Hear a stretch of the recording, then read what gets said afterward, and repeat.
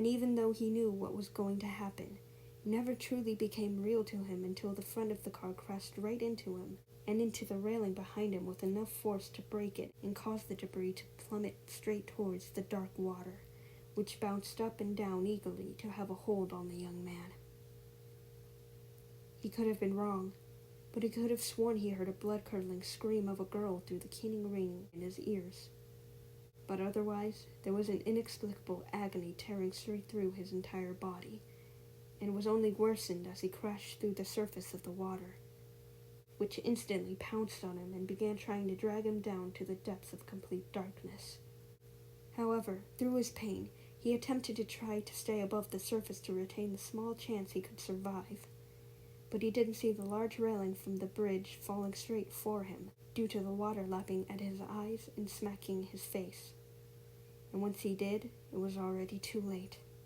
The sharp end of the railing impaled itself directly into his shoulder before lodging straight into the right side of his torso and body, more than likely damaging bones and organs beyond repair. A tirade of bubbles escaped his mouth as he released a scream of absolute agony, a small amount of blood ascending from his mouth as well in rapid succession. Or was he the one sinking down fast? He grit his teeth and clenched his eyes shut, already feeling the warmth beginning to exit his body as the unforgiving chill wrapped around him. Just as he was going to accept the obsidian embrace of his cold, watery grave, he felt the sudden urge to look up again towards the surface. Reluctantly, since he felt it would only be a mockery to him if he looked up at a world he couldn't return to. He opened his eyes and weakly raised his head, but then they widened at the sight of an animal swimming towards him. It looked like Farah, but he didn't process it as clearly as he could with an otherwise clear mind. But there was really no need to, as the animal actually began to morph and shapeshift into a terrifying sight.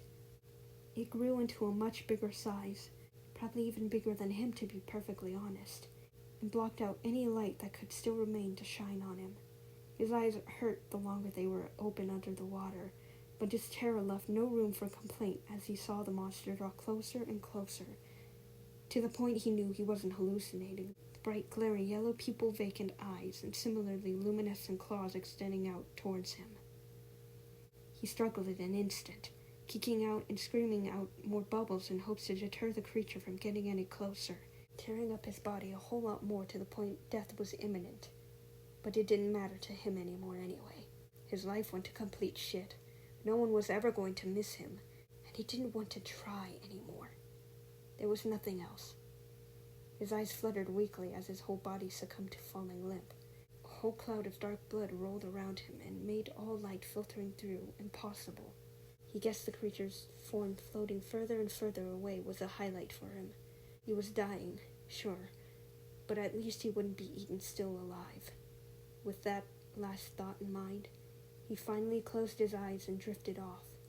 The roaring of what sounded like distant thunder gave way to a faint hum like song, though it was still slightly trumped out to the roar. Somewhere in the dark water around him. Whales, perhaps?